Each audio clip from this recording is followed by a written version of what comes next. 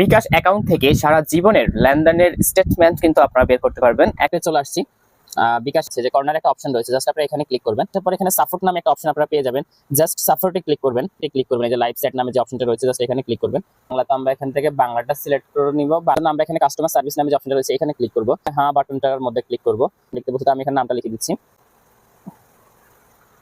নাম লেখার পরে ওরা বলতেছে মোবাইল নাম্বারটা দেওয়ার জন্য, তো আপনি আপনার বিকাশের মোবাইল নাম্বারটা দিয়ে দিবেন, আমি আমারটা দিয়ে দিচ্ছি। মোবাইল নাম্বারটা দেওয়ার পর আমরা সেন্ডে ক্লিক করবো এখান থেকে।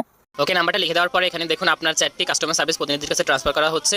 এরপর লেখছে বিকাশ থেকে আসিয়া বলছি কিভাবে আপনাকে সহযোগিতা করতে পারে। এরপর দেখুন আমি এখানে লিখে দিয়েছিলাম যে আমার বিকাশ নাম্বারের স্টেটমেন্টটা লাগবে। তারপর আমি লিখছি ওনারা লিখছে আমাকে যে আপনার বিকাশ অ্যাকাউন্টের নাম্বারটি প্রদান করুন প্লিজ। তারপর আমি আমার বিকাশ অ্যাকাউন্ট নাম্বারটা দিয়ে দিয়েছি এবং কত তারিখ থেকে কত তারিখের স্টেটমেন্ট লাগবে সেটাও আমি এখানে লিখে দিয়েছি। পরে আমাদেরকে এখানে ইমেল দিতে বলছিল তারা এখানে, তো আমি একটা ইমেল তাদেরকে দিয়ে দিয়েছি। তাহলে এই ইমেলের মাধ্যমে মূলত তারা আমাকে স্টেটমেন্টটা পাঠাবে। এরপরে তারা আমাদের কাছে একটা তথ্য চাইছে, আমি তথ্যটা দিয়ে দিয়েছিলাম। তথ্যের মধ্যে চাইছিল যে আমার গত 30 দিনের মধ্যে আমি লেনদেন করেছি এমন একটা